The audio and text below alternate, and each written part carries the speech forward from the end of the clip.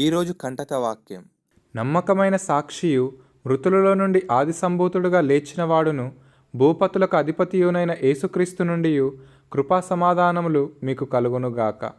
ప్రకటన గ్రంథము 1వ అధ్యాయం 5వ వచనం.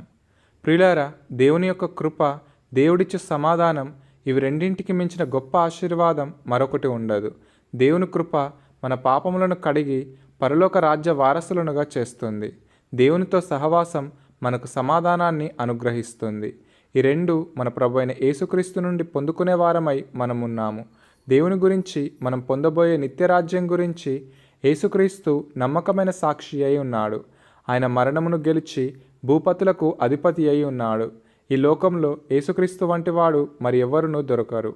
అందుకే యేసయ్య తన శరీరము తినుటను గురించి, తన రక్తము త్రాగుటను గురించి చెప్పినప్పుడు యేసుక్రీస్తు శిష్యులలో అనేకులు ఆయనను వెంబడించుటకు ఇష్టపడక వెళ్ళిపోయిరి. ఆ సమయంలో యేసుక్రీస్తు తన 12 మంది శిష్యులను చూచి, మీరు కూడా వెళ్ళిపోవాలనని ఉన్నారా అని అడిగినప్పుడు పేతురు, ప్రభువా, ఎవని యొద్దకు వెళ్ళుదుము? నీవే నిత్యజీవపు మాటలు గలవాడవు. నీవే దేవుని పరిశుద్ధుడవని మేము విశ్వసించి ఎరిగి ఉన్నామని ఆయనతో చెప్పెను. ప్రియులారా, యేసుక్రీస్తు మనకు చాలినవాడు.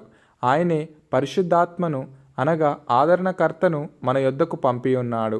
మన పరిస్థితి ఎలా ఉన్నను ఆ పరిస్థితి నుండి మనలను రక్షించుటకును, దేవుని ఎదుట మనలను ధైర్యముగా నిలబెట్టుటకును ఆయన సమర్థుడు. అందుకే జీవము గల దేవుని మాటలను వినుటకును, వాటి ప్రకారంగా జీవించుటకును ఆసక్తి గలవారమై ఉందాం. ఈ వాక్యము దేవునితో సహవాసం కన్నా గొప్ప ధన్యత మరేదీ ఉండదని మనకు తెలియజేస్తుంది. కనుక ఈ రోజంతా ఈ వాక్యాన్ని ధ్యానిస్తూ దేవుని కృపా సమాధానములు కలిగి జీవిద్దాం. అట్టి అనుభవంలోనికి దేవుడు మనలను నడిపించునుగాక. ఆమేన్.